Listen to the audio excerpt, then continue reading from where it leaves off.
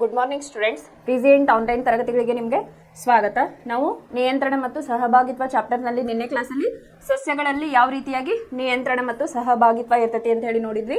ಮತ್ತೆ ಅಲ್ಲಿ ಸಸ್ಯಗಳಲ್ಲಿ ಹಾರ್ಮೋನ್ ಯಾವ್ಯಾವು, ಸೈಟೋಕೈನಿನ್ ನೋಡಿದ್ವಿ, ಜಿಬ್ಬರ್ಲಿನ್ ನೋಡಿದ್ವಿ, ಮತ್ತೆ ಆಮೇಲೆ ಆಕ್ಸಿನ್ ಅಂತ ಅಬ್ಸಿಸಿಕ್ ಆಸಿಡ್ ಯಾವ ರೀತಿಯಾಗಿ ಸಸ್ಯಗಳಲ್ಲಿ ಹಾರ್ಮೋನ್ಸ್ಗಳು ಕೆಲಸ ಮಾಡ್ತಾವ ಅಂತ ಹೇಳಿ ನಿನ್ನೆ ಕ್ಲಾಸಸ್ ಅಲ್ಲಿ ನಾವು ನೋಡಿದ್ವಿ. ಇವತ್ತಿನ ಕ್ಲಾಸ್ ಒಳಗೆ ಏನ್ ಮಾಡೋಣಪ್ಪ ಅಂತಂದ್ರೆ ನಾವು ಪ್ರಾಣಿಗಳಲ್ಲಿ ಹಾರ್ಮೋನುಗಳು ಅಂತಂದ್ರೆ ನಮ್ಮಲ್ಲಿ ಯಾವ ರೀತಿಯಾಗಿ ಹಾರ್ಮೋನ್ಸ್ಗಳು ಉತ್ಪತ್ತಿ ಆಗ್ತಾವೋ ಅದರಿಂದ ಅವು ತಮ್ಮ ಕೆಲಸವನ್ನ ಯಾವ ರೀತಿಯಾಗಿ ಮಾಡ್ತಾವೋ ಅಂತ ಹೇಳಿ ಇವತ್ತಿನ ಕ್ಲಾಸ್ ಒಳಗೆ ನಾವು ತಿಳ್ಕೊಳ್ಳೋಣ. ಈಗ ಮುಖ್ಯವಾಗಿ ನಮ್ಮ ದೇಹದಲ್ಲಿ ಬಹಳಷ್ಟು ಹಾರ್ಮೋನ್ಸ್ಗಳು ಇಲ್ಲೇ ರಿಲೀಸ್ ಆಗ್ತವೆ. ಅದರಲ್ಲಿ ಈಗ ನಾವು ನಮ್ಮ ಅಧ್ಯಾಯಕ್ಕಿರೋದು ಒಂದು 5 ಹಾರ್ಮೋನ್ ಅನ್ನ ನಾವಿಲ್ಲೇ ಕಲಿತೇವೆ. ಅವು ಯಾವ್ಯಾವಪ್ಪ ಅಂತಂದ್ರೆ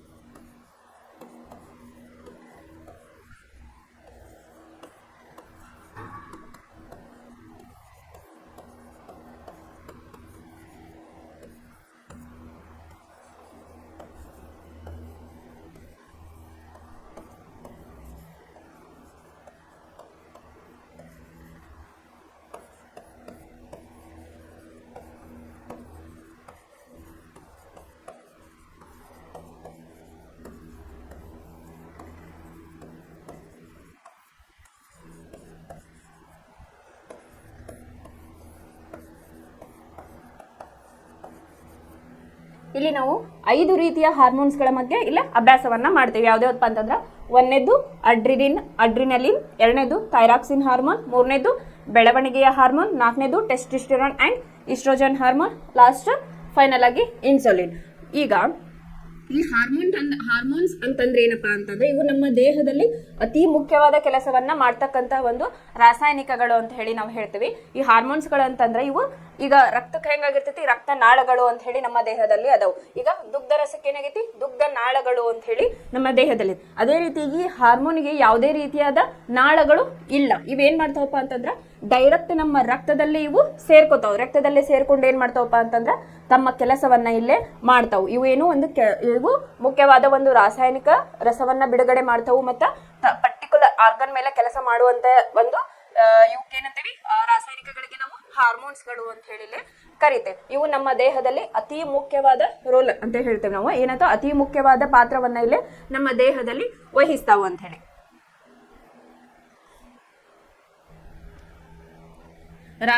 ಇಂತಹ ರಾಸಾಯನಿಕ ಅಥವಾ ಹಾರ್ಮೋನ್ಗಳ ಬಳಕೆಯಿಂದಾಗುವ ಮಾಹಿತಿ ಪ್ರಸರಣ ವಿಧಾನವು ಪ್ರಾಣಿಗಳಲ್ಲಿ ಹೇಗೆ ಬಳಕೆಯಾಗುತ್ತದೆ?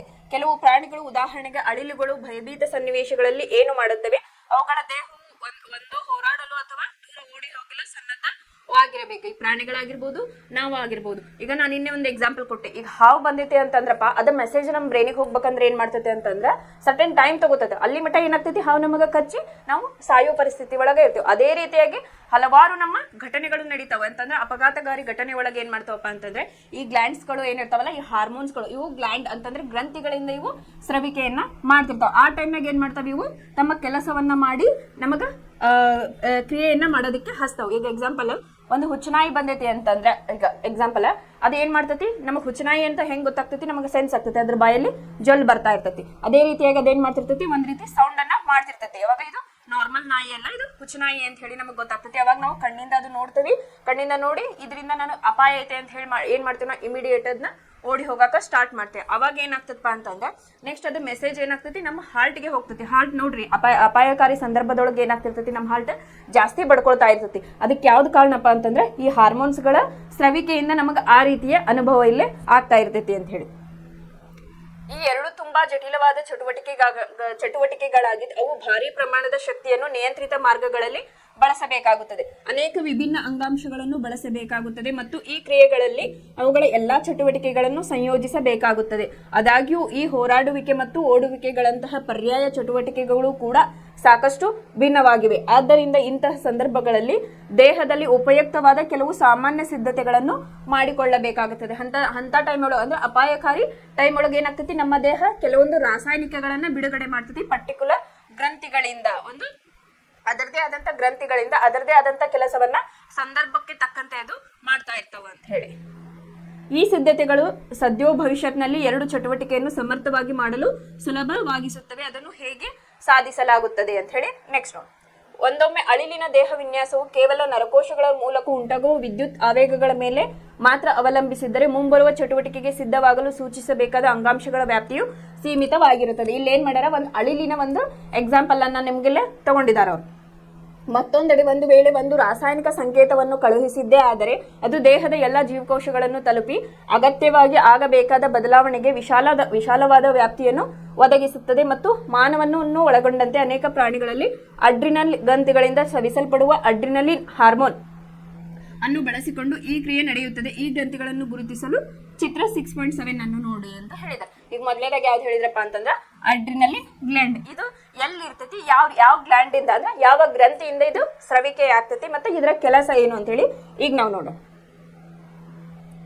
ಇಲ್ಲಿ ಫಸ್ಟ್ ನೋಡ್ರಿ, ಅಡ್ರಿನಲಿನ್ ನೇರವಾಗಿ ರಕ್ತಕ್ಕೆ ಸ್ರವಿಕೆಯಾಗುತ್ತದೆ ಮತ್ತು ದೇಹದ ವಿವಿಧ ಭಾಗಗಳಿಗೆ ವಿಸರಣೆಗೊಳ್ಳುತ್ತದೆ. ಇದು ಎಲ್ಲಿ ಆಗ್ತದಪ್ಪ ಅಂತಂದ್ರೆ ಅಡ್ರಿನಲ್ ನಾ ಹೇಳಿದೆ ಹಾರ್ಮೋನ್ಸ್ ಗಳು ಏನ್ ಮಾಡ್ತಾವಪ್ಪ, ಅದರದೇ ಆದಂತ ನಾಳಗಳು ಇಲ್ಲ ಪರ್ಟಿಕ್ಯುಲರ್, ಅವು ಏನ್ ಮಾಡ್ತಾವ್ ಡೈರೆಕ್ಟ್ ತಮ್ಮ ಸ್ರವಿಕೆಯನ್ನ ರಕ್ತದೊಳಗವು ಸೇರ್ಕೋತಾವ. ರಕ್ತದೊಳಗೆ ಸೇರ್ತಂದ್ರೆ ಏನಾಗ್ತೈತಿ, ನಮ್ ಬ್ಲಡ್ ವೆಸಲ್ಸ್ ಎಲ್ಲ ನಮ್ಮ ದೇಹ ತುಂಬಿರ್ತಾವಲ್ಲ ಅಲ್ಲೆಲ್ಲ ಅದು ತನ್ನ ಪ್ರಸರಣೆಯನ್ನ ಮಾಡ್ತೈತಿ. ಅವಾಗ ನಮ್ಗೆ ರಿಯಾಕ್ಟ್ ಅನ್ನ ಮಾಡ್ತೇವೆ ಅಂತ ಹೇಳಿ. ಹೃದಯವನ್ನು ಒಳಗೊಂಡಂತೆ ಇದು ನಿರ್ದಿಷ್ಟ ಅಂಗಾಂಶಗಳ ಮೇಲೆ ಅಥವಾ ಗುರಿ ಅಂಗಗಳ ಮೇಲೆ ವರ್ತಿಸುತ್ತದೆ. ಈ ಹಾರ್ಮೋನ್ಸ್ಗಳು ಏನದಾವಲ್ಲ ನಾ ಹೇಳಿದ್ನಲ್ಲ, ಇವು ತಮ್ಮದೇ ಆದ ಪರ್ಟಿಕ್ಯುಲರ್ ಕೆಲಸವನ್ನ ಮಾಡ್ತಿರ್ತಾವ. ಅವು ತಮ್ಮ ಯಾವ್ದು ಅಂಗದ ಮೇಲೆ ಇರ್ತೈತಲ್ಲ ಆ ಅಂಗದ ಮೇಲೆ ಇವು ತಮ್ಮ ಕೆಲಸವನ್ನ ಇಲ್ಲೇ ಮಾಡ್ತಾ ಇರ್ತಾವ ಅಂತ ಹೇಳಿ. ಇದರ ಪರಿಣಾಮವಾಗಿ ಹೃದಯದ ಬಡಿತವು ವೇಗವು ಹೆಚ್ಚಾಗಿ ನಮ್ಮ ಸ್ನಾಯುಗಳಿಗೆ ಹೆಚ್ಚು ಆಕ್ಸಿಜನ್ ಪೂರೈಕೆಯಾಗುತ್ತದೆ ಅಂತ ಹೇಳಿ. ಈಗ ಒಂದು ಭಯದ ಸಂದರ್ಭದಲ್ಲಿ ನಾವು ಓಡಾಕತ್ವಿ ಅಂದ್ರೆ ಏನಾಗ್ತೈತಿ, ನಮ್ದು ಹಾರ್ಟ್ ಬೀಟ್ ಲಬ್ ಡಬ್ ಅಂತ ಹೇಳಿ ಜಾಸ್ತಿ ಬಡ್ಕೊಳಕ್ ಸ್ಟಾರ್ಟ್ ಆಗ್ತೈತಿ. ಆಮೇಲೆ ನಾವು ಓಡೋ ಮುಂದೆ ಹೆಂಗಿರ್ತೈತಿ, ಈ ರೀತಿಯಾಗಿ ನಮ್ದು ಉಸಿರಾಟ ಇರೋದಿಲ್ಲ, ಅವಾಗ ಜಾಸ್ತಿ ಉಸಿರಾಟ ಆಗ್ತಿರ್ತೈತಿ. ಆಮೇಲೆ ಆ ಆಕ್ಸಿಜನ್ ಏನಾಗ್ತೈತಿ ನಮ್ಮ ಇಡೀ ಬಾಡಿಯ ತುಂಬಾ ಅದು ಪ್ರಸರಣೆಯನ್ನ ಹೊಂದ್ತಾ ಇರ್ತೈತಿ ಅಂತ ಹೇಳಿ ಹೇಳಿದರು.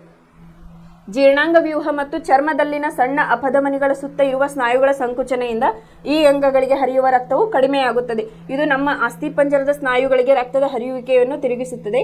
ಪಕ್ಕೆಲುಬು ಸ್ನಾಯುಗಳು ಮತ್ತು ಒಪೆಯ ಸಂಕುಚನಗಳಿಂದ ಉಸಿರಾಟದ ಗತಿಯು ಕೂಡ ಹೆಚ್ಚಾಗುತ್ತದೆ.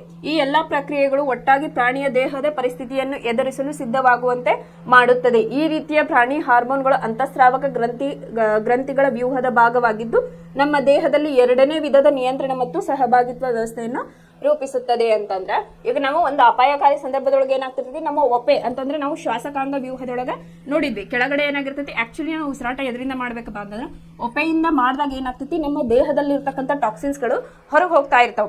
ನಾವು ಓಡೋ ಟೈಮ್ನಾಗ ಏನಾಗ್ತೈತಿ, ನಮ್ಮ ಉಸಿರಾಟದ ರೇಂಜ್ ಏನಾಗಿರ್ತೈತಿ ನಾರ್ಮಲ್ಗಿಂತ ಜಾಸ್ತಿ ಇರ್ತೈತಿ. ಅವಾಗ ಒಪೆಯಿಂದ ಆಗ್ತಾ ಇರ್ತೈತಿ, ಯಾಕಂದ್ರೆ ನಾವು ಭಯದಲ್ಲಿ ಇರ್ತೇವೆ. ಅವಾಗ ಆ ಭಯದ ನಮ್ದು ಅತಿರೇಕಕ್ಕೆ ಹೋಗ್ಬಾರ್ದು ಅಂತ ಹೇಳಿ ಏನ್ ಮಾಡ್ತೈತಪ್ಪ ಅಂತಂದ್ರೆ ಈ ಅಡ್ರಿನಲ್ ಗ್ಲ್ಯಾಂಡ್ ಕೆಲಸವನ್ನ ಮಾಡ್ತಿರ್ತೈತಿ. ಹೆಂಗಂತಂದ್ರೆ ಯಾವುದೇ ಒಂದು ಅಪಾಯಕಾರಿ ಸಿಚುವೇಶನ್ ಬಂದಾಗ ಏನಾಗ್ತೈತಿ, ಏನು ಆಗಲ್ಲ ಅಂತ ಹೇಳಿ ನಮ್ಮ ತಲೆಯಲ್ಲಿ ಒಂದು ಮೆಸೇಜ್ ಅನ್ನ ಕೊಡ್ತಿರ್ತೈತಿ.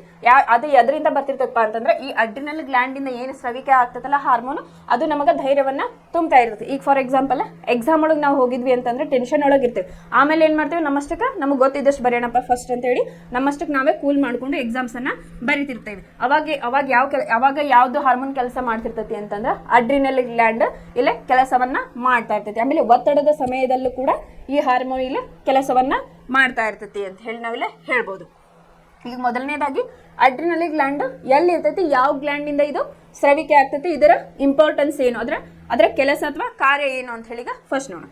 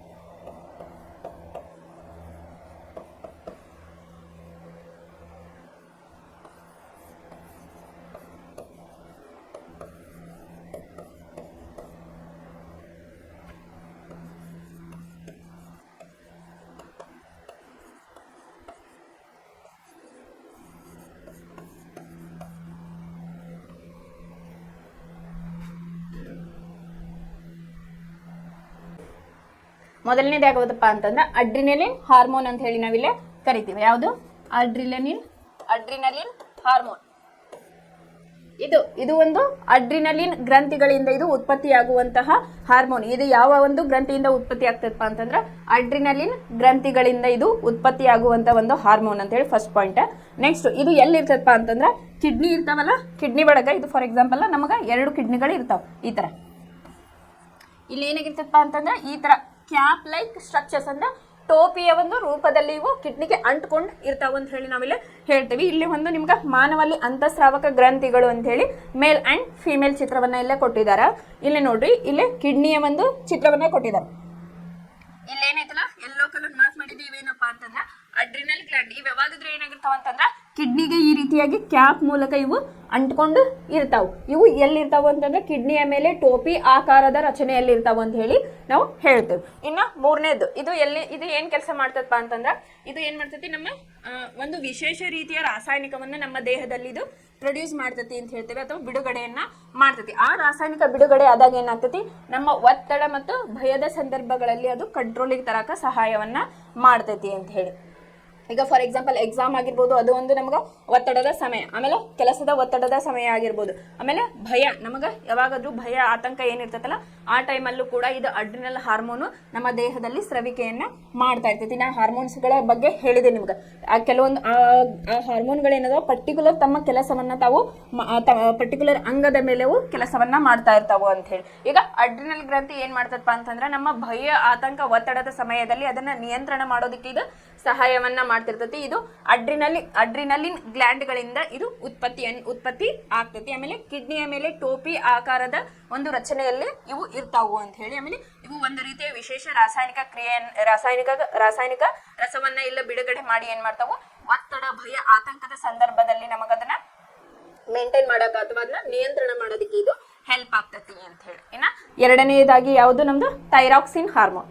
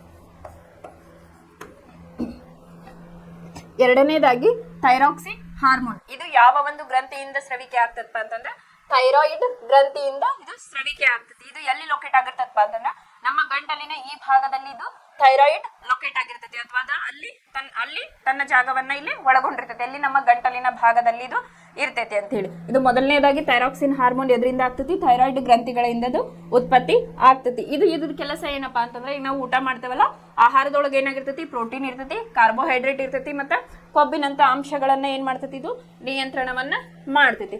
ಇನ್ನು ಥೈರಾಕ್ಸಿನ್ ಹಾರ್ಮೋನ್ ಬಾಡಿ ಒಳಗೆ ನಮ್ಗೆ ಕರೆಕ್ಟ್ ಆಗಿ ರಿಲೀಸ್ ಆಗ್ಬೇಕು. ಅದಕ್ಕೆ ಏನ್ ಬೇಕಪ್ಪ ಅಂತಂದ್ರೆ ಅಯೋಡಿನ್ ಯುಕ್ತ ಫುಡ್ ಅನ್ನು ನಾವು ತಿನ್ಬೇಕು. ಅವಾಗ ಮಾತ್ರ ಅದೇನಾಗ್ತದಪ್ಪ ಅಂತಂದ್ರೆ ನಮಗೆ ಥೈರಾಕ್ಸಿನ್ ಹಾರ್ಮೋನು ಸರಿಯಾದ ಪ್ರಮಾಣದಲ್ಲಿ ರಿಲೀಸ್ ಆಗ್ತೈತಿ. ಈಗ ನಾ ಹೇಳಿದೆ ಪರ್ಟಿಕ್ಯುಲರ್ ಹಾರ್ಮೋನ್ ತಮ್ಮದೇ ಆದ ಕೆಲಸವನ್ನ ಮಾಡ್ತಾವ ಅಂತ ಹೇಳಿ. ಇಲ್ಲಿ ಥೈರಾಕ್ಸಿನ್ ಹಾರ್ಮೋನ್ ಏನ್ ಮಾಡ್ತದಪ್ಪ ಅಂತಂದ್ರೆ ನಾವು ಉಂಟೇವಲ್ಲ ಊಟನ ಅದ್ರ ಒಳಗ ಪ್ರೋಟೀನು ಕಾರ್ಬೋಹೈಡ್ರೇಟ್ ಕೊಬ್ಬು ಏನಿರ್ತದಲ್ಲ ಅದನ್ನ ನಿಯಂತ್ರಣದಲ್ಲಿ ಇಡುವಂತಹ ಒಂದು ಕೆಲಸವನ್ನ ಮಾಡ್ತತಿ.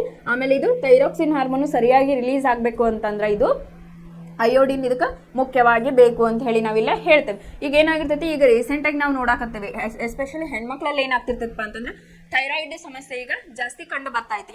ಯಾಕಂತಂದ್ರೆ ಇಲ್ಲಿ ಥೈರಾಕ್ಸಿನ್ ಹಾರ್ಮೋನ್ ಜಾಸ್ತಿ ಸರಿಯಾಗಿ ಅಲ್ಲಿ ರಿಲೀಸ್ ಆಗ್ತಾ ಇಲ್ಲ. ಯಾಕಂತಂದ್ರೆ ಈಸ್ಟ್ರೋಜನ್ ಲೆವೆಲ್ ಆಗಿರ್ಬೋದು. ಈಗ ಗಂಡು ಮಕ್ಳಿಗಿಂತ ಹೆಣ್ಮಕ್ಳೊಳಗೆ ಏನಾಗಿರ್ತದಪ್ಪ ಅಂದ್ರೆ ಹಾರ್ಮೋನ್ಗಳ ಸವಿಕೆ ಅಥವಾ ಹಾರ್ಮೋನ್ಸ್ಗಳು ಜಾಸ್ತಿ ಇಲ್ಲಿ ರಿಲೀಸ್ ಆಗ್ತಾವ ಅಂತ ಹೇಳಿ ನಮ್ಗೆ ಗೊತ್ತೈತೆ. ಅಲ್ಲಿ ಏನಾಗ್ತದೆ ವೇರಿಯೇಷನ್ಸ್ ಆತಪ್ಪ ಅಂತಂದ್ರೆ ಇಲ್ಲಿ ಥೈರಾಕ್ಸಿನ್ ಹಾರ್ಮೋನು ಸರಿ ಆಗೋದಿಲ್ಲ. ಅಯೋಡಿನ್ ರಿಚ್ ಫುಡ್ ತಿನ್ಲಿಲ್ಲ ಅಂತಂದ್ರೆ ಏನಾಗ್ತದಪ್ಪ ಅಂತಂದ್ರೆ ನಮಗೆ ಥೈರಾಯ್ಡ್ ಬರೋ ಚಾನ್ಸಸ್ ಇರ್ತೈತಿ. ಅದಕ್ಕೆ ನಾವು ಇನ್ನೊಂದು ಏನು ಹೆಸರು ಅಂತೇವಪ್ಪ ಅಂತಂದ್ರೆ ಗಳಗಂಡ ರೋಗ ಅಂತ ಹೇಳಿನೂ ಕೂಡ ಕರಿತೇವೆ.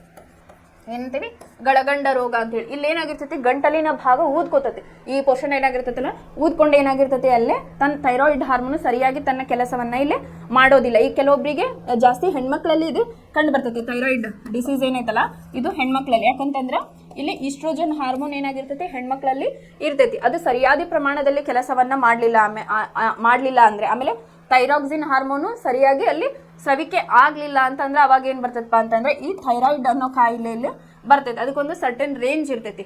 ಅದು ತನ್ನ ರೇಂಜ್ ಒಳಗಿತ್ತಂದ್ರೆ ನಮ್ಮ ದೇಹದಲ್ಲಿನ ಎಲ್ಲ ಚಟುವಟಿಕೆಯನ್ನು ಕೂಡ ಇದು ಥೈರಾಯ್ಡ್ ಹಾರ್ಮೋನ್ ನಿಯಂತ್ರಣ ಮಾಡ್ತೈತಿ ಅಂತ ಹೇಳಿ ಹೇಳ್ಬೋದು. ಇದು ಸರಿಯಾಗಿ ಏನಾದ್ರೂ ಕೆಲಸವನ್ನ ಮಾಡ್ಲಿಲ್ಲ ಅಂತಂದ್ರೆ ಏನ್ ಪ್ರಾಬ್ಲಮ್ ಆಗ್ತೈತಪ್ಪ ಹೆಣ್ಮಕ್ಳಲ್ಲಿ ಅಂತಂದ್ರೆ ಇರ್ರೆಗ್ಯುಲರ್ ಪೀರಿಯಡ್ಸ್ ಆಗಿರ್ಬೋದು, ಆಮೇಲೆ ಬಾಡಿ ವೇಟ್ ಗೇನ್ ಆಗಿರ್ಬೋದು, ಅಥವಾ ಡ್ರೈ ಸ್ಕಿನ್ ಆಗಿರ್ಬೋದು. ಅದು ಎದರಿಂದ ಆಗ್ತದಪ್ಪ ಅಂತಂದ್ರೆ ಈ ಥೈರಾಕ್ಸಿನ್ ಹಾರ್ಮೋನ್ ವ್ಯತ್ಯಾಸದಿಂದವು ಡಿಸೀಸ್ ಬರೋದಕ್ಕೆ ಕಾರಣೀಭೂತವಾಗುತ್ತದೆ ಅಂತ ಹೇಳಿ ನಾವಿಲ್ಲ ಹೇಳ್ಬೋದು. ಆಮೇಲೆ ನಾ ಇಲ್ಲಿ ಹೇಳಿದೆ ಇದು ಥೈರಾಯ್ಡ್ ಗ್ಲ್ಯಾಂಡ್ ಎಲ್ಲಿ ಇರ್ತೈತಪ್ಪ ಅಂತಂದ್ರೆ ಇಲ್ಲಿ ನಮ್ಮ ಗಂಟಲಿನ ಭಾಗದಲ್ಲಿ ಇದು ಇರ್ತೈತಿ. ಇದ್ರದ್ದು ಬೆಳವಣಿಗೆ ಅಥವಾ ಅದರ ಸ್ರವಿಕೆ ಹೆಚ್ಚು ಕಮ್ಮಿ ಆತಂದ್ರೆ ಏನಾಗ್ತತಿ, ಈ ಭಾಗ ಗಂಟಲಿನ ಭಾಗ ಏನಾಗ್ತತಿ ಊದ್ಕೊಳ್ಳೋದಿಕ್ಕೆ ಇಲ್ಲಿ ಸ್ಟಾರ್ಟ್ ಆಗ್ತತಿ ಅಂತ ಹೇಳಿ. ಇನ್ನ ಮೂರನೇದು ಯಾವುದು, ಬೆಳವಣಿಗೆಯ ಹಾರ್ಮೋನ್.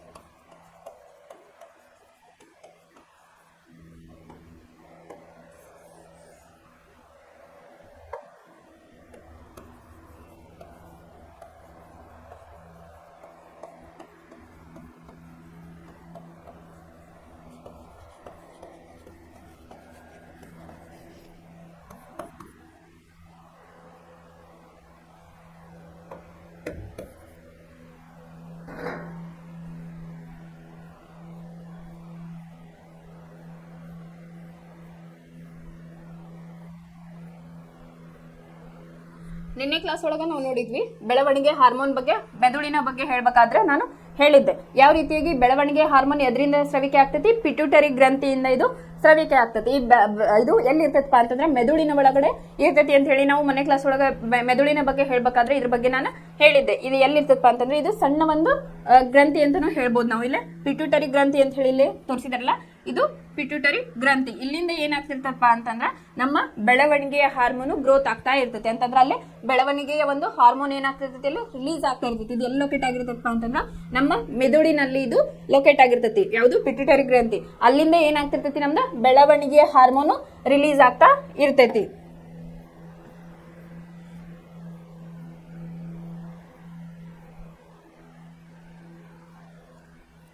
ಇಲ್ಲೇ ಕೊಟ್ಟಿದ್ದಾರೆ ನಿಮಗೆ ಚಿತ್ರದಲ್ಲಿ ಪಿಟ್ಯೂಟರಿ ಗ್ರಂಥಿ ಅಂದ್ರೆ ಬ್ರೈನ್ ಒಳಗ ಒಂದು ಸಣ್ಣ ಸ್ಟ್ರಕ್ಚರ್ ಇರ್ತೈತಿ. ಆ ಗ್ರಂಥಿಯಿಂದ ಏನಾಗ್ತಿರ್ತೈತಿ ಬೆಳವಣಿಗೆ ಹಾರ್ಮೋನ್ ಇಲ್ಲೇ ರಿಲೀಸ್ ಆಗ್ತಾ ಇರ್ತೈತಿ ಅಂತೇಳಿ. ಇದು ಏನ್ ಕೆಲಸ ಮಾಡ್ತಪ್ಪ ಅಂತಂದ್ರ ನಮ್ಮ ಮೇಲೆ ಅಂದ್ರೆ ಒಂದು ಸರ್ಟನ್ ಏಜ್ ಮಟ್ಟ ಇದು ಬೆಳವಣಿಗೆಯ ಮೇಲೆ ಇದು ತನ್ನ ನಿಯಂತ್ರಣವನ್ನ ಇದು ಹೊಂದಿರ್ತೈತಿ ಅಂತ ಹೇಳಿ ನಾವಿಲ್ಲಿ ಹೇಳ್ಬೋದು. ಯಾವ ರೀತಿಯಾಗಿ ಅಂತಂದ್ರ ಈಗ ನಮ್ಮ ಹೈಟ್ ಯಾವ್ದ್ರ ಮೇಲೆ ಡಿಪೆಂಡ್ ಇರ್ತೈತಿಪ್ಪ ಅಂತಂದ್ರ ಈ ಪಿಟ್ಯೂಟರಿ ಗ್ರಂಥಿಯ ಮೇಲೆ ಡಿಪೆಂಡ್ ಇರ್ತೈತಿ. ಅದು ಬಿಡುಗಡೆ ಮಾಡ್ತಕ್ಕಂಥ ಈ ಒಂದು ಬೆಳವಣಿಗೆ ಹಾರ್ಮೋನ್ ಮೇಲೆ ನಮ್ಮ ಹೈಟ್ ಡಿಪೆಂಡ್ ಇರ್ತೈತಿ ಅಂತ ಹೇಳಿ ಹೇಳ್ಬೋದು. ಅದಕ್ಕೆ ಏನ್ ಮಾಡಿರ್ತಾರ, ಸಣ್ಣವರಿದ್ದಾಗ ನಾವು ಬಹಳಷ್ಟು ಏನಾಗಿರ್ಬೇಕು, ಚಟುವಟಿಕೆಯಿಂದ ಕೂಡಿರ್ಬೇಕು. ಸೈಕಲ್ ಹೊಡೆಯೋದಾಗಿರ್ಬೋದು, ಆಮೇಲೆ ಆಟವನ್ನ ಆಡೋದ್ರಿಂದ. ಈಗ ನಾವು ಕೈಕಾಲೆಲ್ಲ ಸ್ಟ್ರೆಚ್ ಮಾಡೋದ್ರಿಂದ ಏನಾಗ್ತಿರ್ತೈತಪ್ಪ ಅಂತಂದ್ರೆ ಹೈಟ್ ಆಗ್ತಿರ್ತೈತಿ. ಈ ಗಿಡ್ ಇದ್ದವ್ರಿಗೆ ಏನ್ ಹೇಳ್ತಿರ್ತಾರೆ ಕಾಮನ್ ಆಗಿ, ನೀ ಸೈಕಲ್ ಹೊಡೆದಿಲ್ಲ ಅದಕ್ಕೆ ನಿನ್ ಗಿಡ್ಡದಿ ಅಂತ ಹೇಳಿ ಹೇಳ್ತಿರ್ತಾರೆ. ಅಂತಂದ್ರೆ ಈ ಪಿಟ್ಯೂಟರಿ ಗ್ಲ್ಯಾಂಡ್ ವರ್ಕ್ ಮಾಡಬೇಕು ಅಂತಂದ್ರೆ ನಮ್ಮ ಆಕ್ಟಿವಿಟೀಸ್ ಜಾಸ್ತಿ ಇರಬೇಕು, ಕ್ರಿಯೆಗಳು ಜಾಸ್ತಿ ಇದ್ದಾಗ ಏನಾಗ್ತದದು ನಮ್ಮ ಬೆಳವಣಿಗೆಯ ಹಾರ್ಮೋನ್ ಚೆನ್ನಾಗಿ ವೃದ್ಧಿ ಆಗ್ತಾ ಇರ್ತೈತಿ. ಈಗ ಒಬ್ಬೊಬ್ರು ನೋಡ್ರಿ, ಈಗ ಟಿವಿ ಒಳಗೆಲ್ಲ ತೋರಿಸ್ತಾರ ವಿಶ್ವದ ಅತ್ಯಂತ ಉದ್ದ ಮನುಷ್ಯ ಅಂತ ಹೇಳಿ, ಆಮೇಲೆ ಗಿಡ್ ಇದ್ದವ್ರನ್ನ ತೋರಿಸ್ತಿರ್ತಾರೆ. ಅದು ಯಾಕಪ್ಪ ಅಂತಂದ್ರೆ ಈ ಪಿಟ್ಯೂಟರಿ, ಈ ಬೆಳವಣಿಗೆಯ ಹಾರ್ಮೋನ್ ಏನೈತಲ್ಲ ಜಾಸ್ತಿ ಸ್ರವಿಕೆ ಆಗಿತ್ತು ಅಂತಂದ್ರೆ, ಅಂದ್ರೆ ಜಾಸ್ತಿ ಇದು ರಿಲೀಸ್ ಆಗಿತ್ತು ಅಂತಂದ್ರೆ ಹೈಟು ಜಾಸ್ತಿ ಇರ್ತೈತಿ. ಆಮೇಲೆ ಅದು ಅತ್ಯಂತ ಕಡಿಮೆ ಪ್ರಮಾಣದಲ್ಲಿ ಆದಾಗ ಏನಾಗಿರ್ತೈತಪ್ಪ ಅಂತಂದ್ರೆ ಹೈಟು ಕಮ್ಮಿ ಇರ್ತೈತಿ.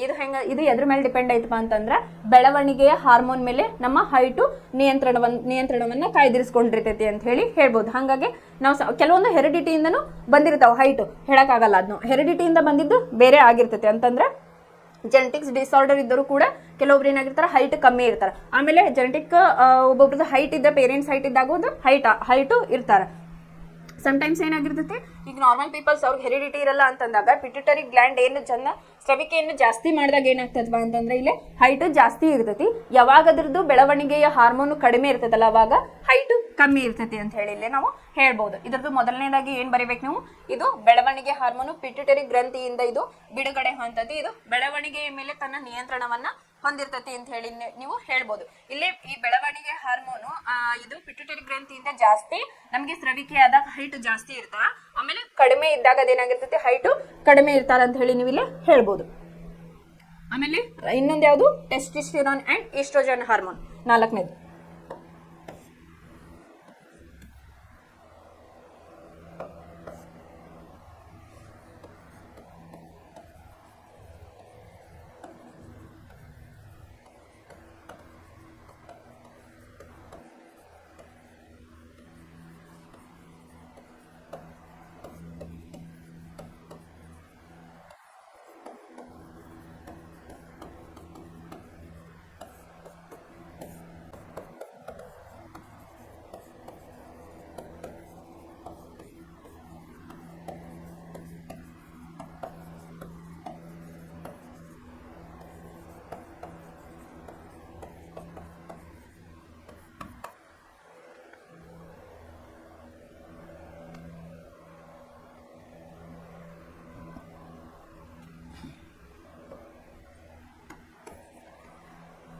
ಇನ್ನು 4ನೇದು ಯಾವ್ದಪ್ಪ ಅಂದ್ರೆ ಟೆಸ್ಟೋಸ್ಟೆರಾನ್ ಅಂಡ್ ಈಸ್ಟ್ರೋಜನ್ ಹಾರ್ಮೋನ್ ಅಂತ ಹೇಳಿ ನಾವಿಲ್ಲಿ ಕರಿತೇವೆ. ಈ ಟೆಸ್ಟೋಸ್ಟೆರಾನ್ ಹಾರ್ಮೋನ್ ಮೇಲ್ಸ್ ಅಲ್ಲಿ ಅಂದ್ರೆ ಹುಡುಗರಲ್ಲಿ ಕಂಡು ಬರ್ತಕ್ಕಂಥ ಒಂದು ಹಾರ್ಮೋನ್ ಅಂತ ಹೇಳ್ತೀವಿ. ಈ ಈಸ್ಟ್ರೋಜನ್ ಹಾರ್ಮೋನ್ ಹೆಣ್ಣು ಮಕ್ಕಳಲ್ಲಿ ಬರುವಂತಹ ಹಾರ್ಮೋನ್ ಅಂತ ಹೇಳಿ ನಾವಿಲ್ಲಿ ಕರಿತೀವಿ.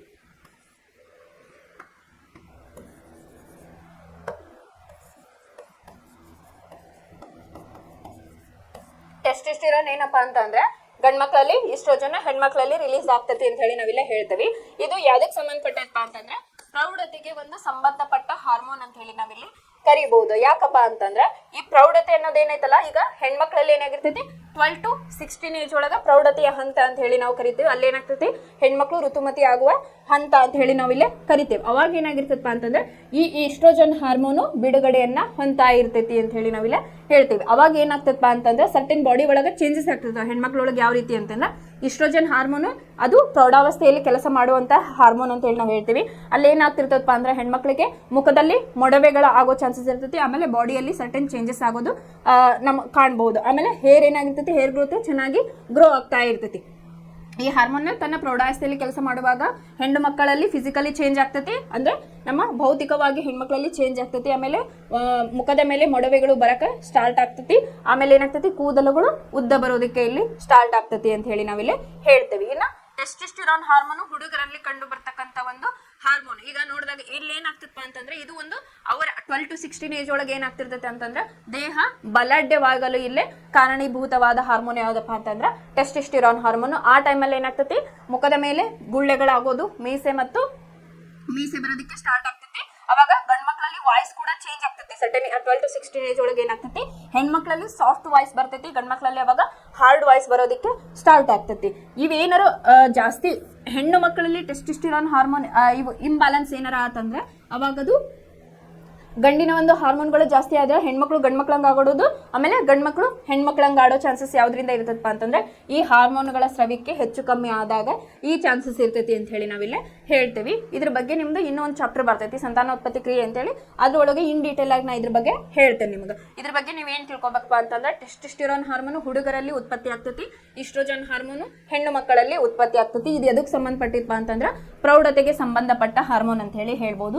ಈ ಈಸ್ಟ್ರೋಜನ್ ಹಾರ್ಮೋನು 12 ರಿಂದ 16 ವರ್ಷದ ಒಳಗೆ ಹುಡುಗಿಯರಲ್ಲಿ ರಿಲೀಸ್ ಆಗ್ತೈತಿ. ಆ ಟೈಮಲ್ಲಿ ಹೆಣ್ಮಕ್ಳು ಋತುಮತಿ ಆಗ್ತಾರ. ಅವಾಗ ಫಿಸಿಕಲಿ ಚೇಂಜಸ್, ಫಿಸಿಕಲಿ ಭೌತಿಕವಾಗಿ ಹೆಣ್ಮಕ್ಳಲ್ಲಿ ಚೇಂಜಸ್ ಆಗ್ತಾವೆ. ಮುಖದಲ್ಲಿ ಗುಳ್ಳೆಗಳಾಗೋದು, ಆಮೇಲೆ ಕೂದಲ ಬೆಳವಣಿಗೆಗಳು ಇಲ್ಲೇ ಆಗ್ತಾವೆ, ಆಮೇಲೆ ವಾಯ್ಸ್ ಸಾಫ್ಟ್ ಆಗಿ ಇರ್ತೈತಿ.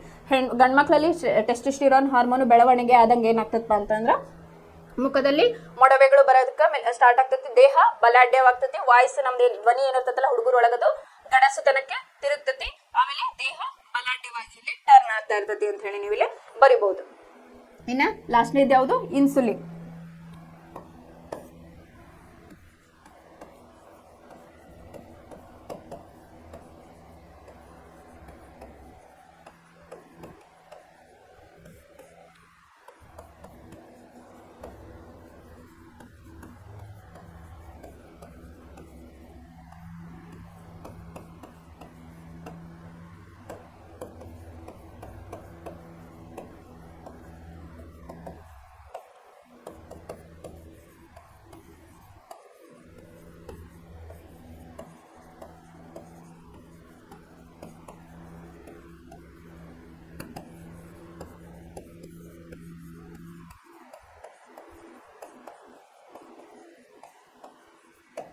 ಇನ್ನು ಲಾಸ್ಟ್ನೇದು ಯಾವುದಪ್ಪ ಅಂತಂದ್ರೆ ಇನ್ಸುಲಿನ್ ಹಾರ್ಮೋನು. ಇದು ಎಲ್ಲಿಂದ ಸೀಕ್ರೆಟ್ ಆಗ್ತದಪ್ಪ ಅಂತಂದ್ರೆ ಮೇದೋಜೀರಕ ಗ್ರಂಥಿ ಬಗ್ಗೆ ನಾವು ಹಿಂದಿನ ಕ್ಲಾಸಸ್ ಒಳಗೆ ನೋಡಿದ್ವಿ, ಜೀವಕ್ರಿಯೆಗಳ ಒಳಗೆ ಅಲ್ಲಿ ನೋಡಿದ್ವಿ. ಮೇದೋಜೀರಕ ಗ್ರಂಥಿಗಳು ಅಲ್ಲೇನ್ ಮಾಡ್ತೈತಿ, ಮೇದೋಜೀರಕ ಗ್ರಂಥಿಯಿಂದ ಈ ಇನ್ಸುಲಿನ್ ಹಾರ್ಮೋನ್ ಇಲ್ಲೇ ರಿಲೀಸ್ ಆಗ್ತೈತಿ ಅಥವಾ ಸ್ರವಿಕೆಯನ್ನ ಆಗ್ತೈತಿ ಅಂತ ಹೇಳಿ. ಇದರ ಕೆಲಸ ಏನಪ್ಪಾ ಅಂತಂದ್ರೆ ದೇಹದಲ್ಲಿ ಸಕ್ಕರೆಯ ಪ್ರಮಾಣವನ್ನ ಇದು ನಿಯಂತ್ರಣವನ್ನ ಮಾಡ್ತೈತಿ ಅಂತ ಹೇಳಿ. ಈಗಿನ ಇದ್ರೊಳಗೆ ನೋಡಿದಾಗ ನಾವು ಏನ್ ಹೇಳ್ತೇವೆ ಅಂತಂದ್ರೆ ಡಯಾಬಿಟಿಸ್ ಏನಾಗಿರ್ತೈತಿ ಈಗ ಸಣ್ಣ ಮಕ್ಕಳಲ್ಲೂ ಕಂಡು ಬರ್ತಾ ಐತಿ. ಆಮೇಲೆ ಯುವತಿಯರಲ್ಲೂ ಕೂಡ ಇದು ಈ ಮೇದೋಜೀರಕ ಗ್ರಂಥಿ ಸರಿಯಾಗಿ ತನ್ನ ಕೆಲಸವನ್ನ ಮಾಡ್ತಾ ಇಲ್ಲ. ಯಾಕಂದ್ರೆ ಫುಡ್ ಇಂಟೇಕ್ ನಾವ್ ಏನ್ ಮಾಡ್ತೇವಲ್ಲ ಅದು ಸರಿಯಾಗಿ ನಮಗೆ ಪ್ರೋಟೀನ್ ಆಗ್ಲಿ ಅದು ಸಿಗ್ತಾ ಇಲ್ಲ. ಅದರಿಂದ ಏನಾಗ್ತೈತಿ, ಈ ದೇಹದಲ್ಲಿ ಮೇದೋಜೀರಕ ಗ್ರಂಥಿ ಸಕ್ಕರೆ ಪ್ರಮಾಣವನ್ನ ಹೆಚ್ಚು ಅಥವಾ ಕಡಿಮೆ ಮಾಡೋದ್ರಿಂದ ಏನಾಗ್ತದಪ್ಪ ಅಂದ್ರೆ ಶುಗರ್ ಬರೋ ಚಾನ್ಸಸ್ ಇರ್ತೈತಿ. ಅದಕ್ಕೆ ನಾವೇನಂತೀವಿ ಡಯಾಬಿಟಿಸ್ ಮೆಲಿಟಸ್ ಅನ್ನೋ ಡಿಸೀಸಸ್ ಅಂತ ಹೇಳಿ ಕರಿತೇವೆ. ಮೊದಲು ಏನಾಗ್ತಿತ್ತು, ಇದು ಏಜ್ ಆದವ್ರಿಗೆ ಬರ್ತಾ ಇತ್ತು ಅಂತ ಹೇಳಿ ಹೇಳ್ತಾ ಇದ್ವಿ ನಾವು, ಮೊದಲ ವಯಸ್ಸಾದವ್ರಿಗೆ ಶುಗರ್ ಬಂದೈತಿ ಅಂತ ಹೇಳಿ. ಬಟ್ ಈಗಿನ ಫುಡ್ ಇಂದ ಇದಕ್ಕೆ ಏನಾಗ್ಬಿಟ್ಟಪ್ಪ ಅಂತಂದ್ರೆ ಇದು ಎಲ್ಲರಲ್ಲೂ ಕಂಡು ಬರ್ತಕ್ಕಂಥ ಒಂದು ಡಿಸೀಸ್ ಆಗೈತಿ. ಯಾಕಪ್ಪ ಅಂತಂದ್ರೆ ಈ ಮೇದೋಜೀರಕ ಗ್ರಂಥಿಯಿಂದ ಏನಾಗ್ತಿರ್ತೈತಿ ಅಂತಂದ್ರೆ ಇನ್ಸುಲಿನ್ ಹಾರ್ಮೋನು ರಿಲೀಸ್ ಆಗ್ತಿರ್ತೈತಿ. ಇದ್ರ ಕೆಲಸ ಏನಂತಂದ್ರೆ ದೇಹದಲ್ಲಿ ಸಕ್ಕರೆ ಪ್ರಮಾಣವನ್ನ ನಿಯಂತ್ರಿಸುತ್ತದೆ ಅಂತ ಹೇಳಿ ಹೇಳ್ತೇವೆ. ಯಾವಾಗ ಅದ್ರದ್ದು ಪ್ರಾಬ್ಲಮ್ ಆಗ್ತೈತಲ್ಲ, ಈ ಇನ್ಸುಲಿನ್ ಹಾರ್ಮೋನ್ ಜಾಸ್ತಿ ಸ್ರವಿಕೆ ಆಯ್ತು ಅಂತ ಏನಾಗ್ತೈತಿ, ನಮಗ ಡಯಾಬಿಟಿಸ್ ಮೆಲಿಟಸ್ ಅನ್ನೋ ಒಂದು ಡಿಸೀಸ್ ಬರಕ, ಡಯಾಬಿಟಿಸ್ ಮೆಲಿಟಸ್ ಅಂತ ಹೇಳಿ ನಾವು ಕರಿತೇವೆ ಅದನ್ನ, ಆ ಡಿಸೀಸ್ ಬರ್ತೈತಿ. ಇದು ಯಾವಾಗ ದೇಹದಲ್ಲಿ ಸಕ್ಕರೆ ಪ್ರಮಾಣ ಅಧಿಕ ಆಗ್ತೈತಿ ಅವಾಗ ಡಯಾಬಿಟಿಸ್ ಮೆಲಿಟಸ್ ಅಂತ ಹೇಳಿ ನಾವು ಕರಿತೇವಿ.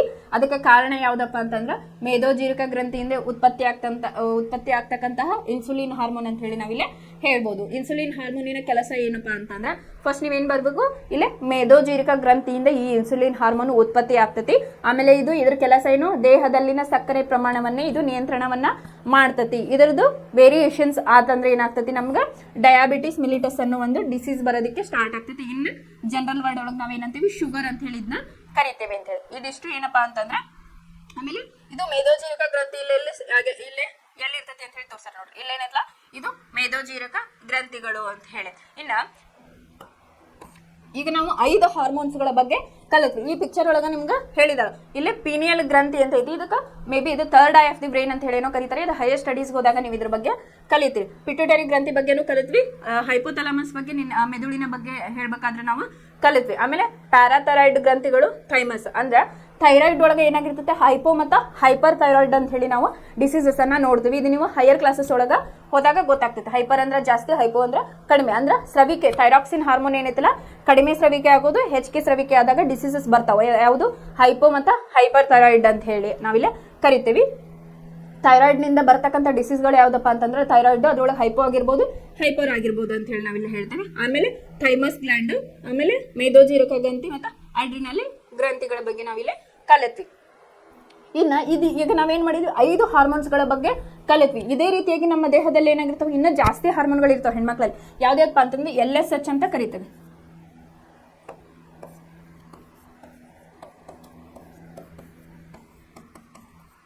ಇನ್ನೂ ಹಲವಾರು ಹಾರ್ಮೋನ್ಗಳು ರಿಲೀಸ್ ಆಗ್ತವೆ ನಮ್ಮ ಬಾಡಿ ಒಳಗ. ಅದನ್ನ ನೀವು ಹೈಯರ್ ಕ್ಲಾಸಸ್ PUC ಏನ್ ಹೋಗ್ತಿರಲ್ಲ ಅಲ್ಲಿ ಇನ್ನ ಕಲಿತೀರಿ. ಎಕ್ಸಾಂಪಲ್ ಏನಪ್ಪಾ ಅಂತಂದ್ರೆ LSH ಅಂತಂದ್ರೆ ಲ್ಯೂಟಿನೈಸಿಂಗ್ ಸ್ಟಿಮ್ಯುಲೇಟಿಂಗ್ ಹಾರ್ಮೋನ್ ಅಂತ ಹೇಳಿ ಕರಿತೀವಿ. ಆಮೇಲೆ ಲ್ಯೂಟಿನೈಸಿಂಗ್ ಹಾರ್ಮೋನು, ಆಮೇಲೆ AMH anti Mullerian hormone, anti TPO, ಈ ರೀತಿಯಾಗಿ ಇನ್ನೂ ಹಲವಾರು ಹಾರ್ಮೋನ್ಸ್ಗಳು ನಮ್ಮ ದೇಹದಲ್ಲಿ ರಿಲೀಸ್ ಆಗ್ತವೆ. ಅದನ್ನ ನೀವು ಹೈಯರ್ ಕ್ಲಾಸಸ್ ಒಳಗೆ ಹೋದಾಗ ಕಲಿತೀರಿ. ಇದು ನಿಮ್ಮ ಜನರಲ್ ನಾಲೆಡ್ಜ್ಗೆ ಹೇಳಿದೆ. ಯಾಕಂದ್ರೆ ಇವು 5 ಹಾರ್ಮೋನ್ಸ್ಗಳು ನಮ್ಮ ದೇಹದಲ್ಲಿ ರಿಲೀಸ್ ಆಗೋದಿಲ್ಲ, ಇನ್ನ ಹೆಚ್ಚಿನದಾದ ಹಾರ್ಮೋನ್ಸ್ಗಳು ರಿಲೀಸ್ ಆಗ್ತವೆ. ಯಾವಪ್ಪ ಅಂದ್ರೆ LSH ಆಗಿರ್ಬೋದು, LH ಆಗಿರ್ಬೋದು, AMH. LSH ಅಂದ್ರೆ ಲ್ಯೂಟಿನೈಸಿಂಗ್ ಸ್ಟಿಮ್ಯುಲೇಟಿಂಗ್ ಹಾರ್ಮೋನು, LH ಅಂದ್ರೆ ಲ್ಯೂಟಿನೈಸಿಂಗ್ ಹಾರ್ಮೋನು, AMH ಅಂತಂದ್ರೆ ಆಂಟಿ ಮುಲೇರಿಯನ್ ಹಾರ್ಮೋನ್ ಅಂತ ಹೇಳಿ ನಾವಿಲ್ಲಿ ಕರಿತೀವಿ. ಇವು ಕೂಡ ತಮ್ಮದೇ ಆದ ಕೆಲಸವನ್ನ ಹೊಂದಿರ್ತಾವು. ಅವು ತಮ್ಮ ಇಂಪಾರ್ಟೆಂಟ್ ರೋಲ್ ಅಂದ್ರೆ ಮುಖ್ಯವಾದ ಪಾತ್ರವನ್ನ ನಮ್ಮ ದೇಹದಲ್ಲಿ ಇವು ನಿರ್ವಹಿಸ್ತಾವ ಅಂತ ಹೇಳಿ ನಾವಿಲ್ಲಿ ಹೇಳ್ಬೋದು.